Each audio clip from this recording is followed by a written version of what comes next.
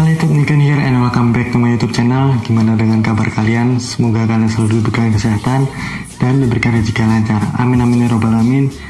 So di video kali ini aku buat video gabut aja karena aku bingung malam ini aku mau ngapain. By the way, ini syutingnya aku malam-malam, jadi ya karena gabut, jadi aku buat konten aja sekaligus karena udah lama nggak buat konten, jadi ya udah. Untuk konten kali ini kita enaknya ngebahas apa nih? Mungkin seperti video kemarin aja kali ya. Aku pernah bilang kalau aku mau sharing tentang bagaimana cara upgrade di bagian sektor pengereman. Mungkin kita bahas gimana sih cara upgrade pengereman. Tapi sebelum mulai ke pembahasannya, kita bumper terlebih dahulu. Let's go.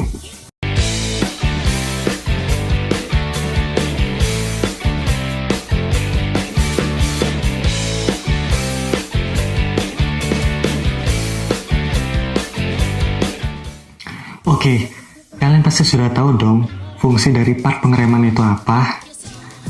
Yap, tepat sekali. Part pengereman itu fungsinya untuk memberhentikan laju kendaraan bermotor kalian ataupun mobil, seperti itu. Nah, jika kalian ingin mengupgrade, tapi di sini aku mau memberikan tipsnya untuk orang-orang yang sistem pembeliannya itu nyicil ya, bukan sistem pembeliannya tuh yang sekaligus itu enggak. Jadi sistemnya tuh satu persatu dia, ya nyicil lah untuk membeli partnya gitu. So, tapi kalau kalian beli langsung itu sebenarnya tidak ada kendala apapun. Kalian tinggal pasang ya pasang aja gitu, asalkan settingan kalian itu benar gitu. Maka aman-aman saja kalau settingan kalian benar. So, kita lanjut aja ke pembahasannya biar nggak terlalu panjang lebar juga. Kita mulai dari tahap yang pertama. Oke, untuk tahap yang pertama yaitu kalian harus mengganti selang remnya terlebih dahulu. Kenapa seperti itu?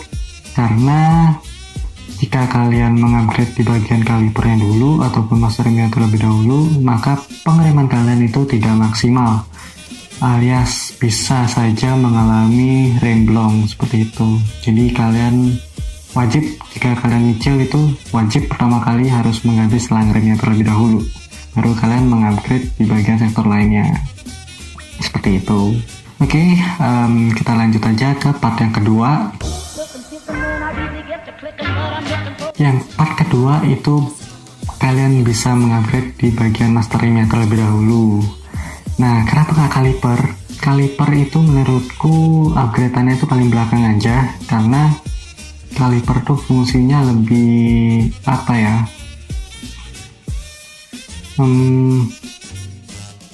Bisa dibilang komponen yang paling penting gitu dalam sebuah pengereman. Jika kalian mengupgrade-nya di bagian kaliper terlebih dahulu, maka seperti yang tadi aku bilang itu, pengereman kalian tidak akan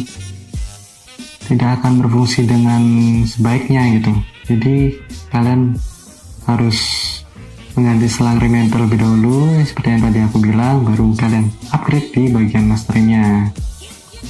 Nah, untuk master rem sendiri di sini ada dua mekanisme, yaitu yang pertama aksial dan yang kedua itu radial.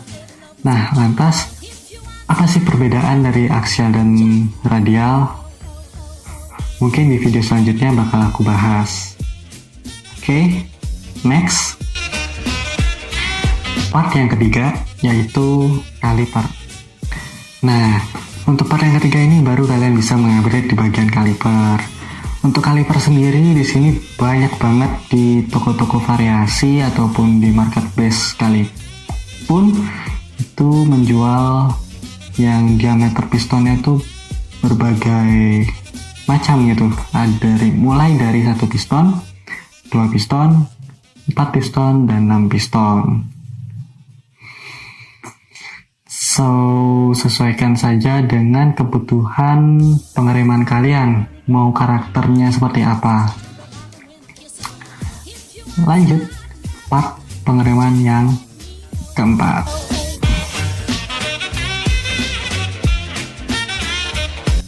Part pengereman yang keempat itu ada disc brake. Nah, untuk disc brake sendiri di sini ada banyak tipe. Ada tipe non-floating, floating, dan semi-floating. Nah, perbedaannya itu apa sih? Jadi, fungsi-fungsi dari floating atau semi-floating dan non-floating itu berbeda-beda. Misalnya, kaliper kalian itu kaliper standar gitu, maka kalian menggunakan disc brake yang non-floating. Karena mekanisme cara kerja kaliper standarnya itu dia kampasnya yang bergerak, bukan piringannya yang bergerak. Jadi kalian membutuhkan disc brake yang non-floating.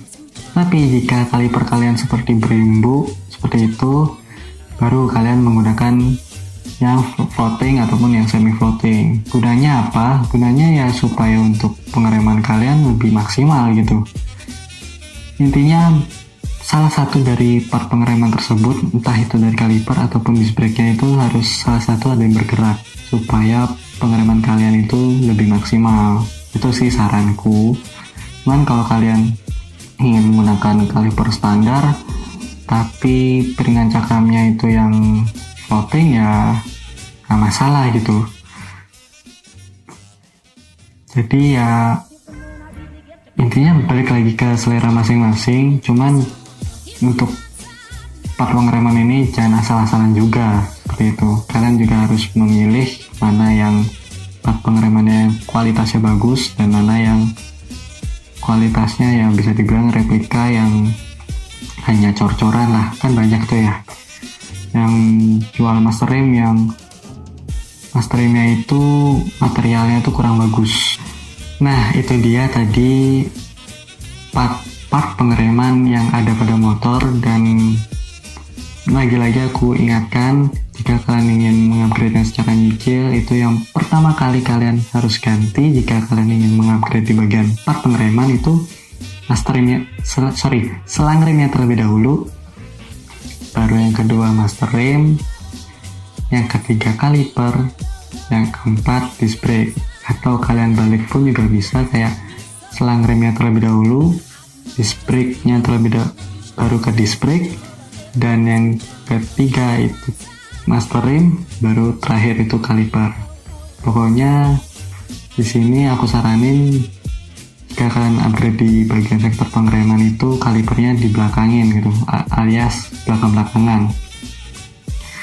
Karena apa ya, jika kalian misalnya nih, jika motor kalian itu 150 cc nih, tapi kaliper kalian itu sudah mengupgrade ke 4 piston, namun selang rem kalian standar dan master rem kalian standar, maka yang akan terjadi rem kalian akan blong. Bisa saja rem kalian blong karena diameter piston dari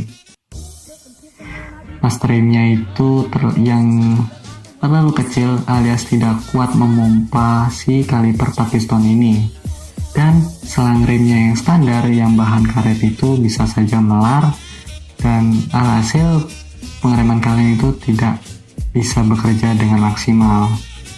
Jadi intinya kaliper itu paling belakang lah dalam soal pengupgradean di bagian sektor pengereman secara nyicil. Tapi jika kalian sultan nih, punya banyak duit, ingin mengupgrade di bagian pengereman itu secara langsung, ya tidak masalah. Mau kalian pasang kalipernya dulu kayak selang remnya dulu kayak, karena sistem paketan itu dia langsung sekaligus gitu nyetingnya. Kalau kalian nyicil kan satu persatu gitu pasang, baru misalnya minggu depan baru ganti lagi, bulan depan ganti lagi, kan baru gitu. Iya, masih ada ngegunain lah untuk jangka panjangnya, baru kalian bisa upgrade lagi kan seperti itu. Kalau yang nyicil, termasuk aku sendiri pun juga sistem nge-upgrade pengereman itu nyicil gitu. Oke, mungkin next video bakal aku buat konten tentang upgrade di bagian sektor kaliper buat si Vario Karbu kali ya. Namun di sini aku masih bingung sih untuk kaliper sendiri, aku mau menggunakan kaliper merek apa. Mungkin kalian ada saran, bisa kalian tulis saja di kolom komentar. So, segini aja untuk video tentang tips pengupgradean di bagian sektor pengereman. Semoga kalian mengerti apa yang aku sampaikan. Jika tidak, bisa kalian tulis saja di kolom komentar. So, videonya segini aja. Thanks for watching. Keep riding safe. I'm Nurul Rahman and goodbye. Peace out.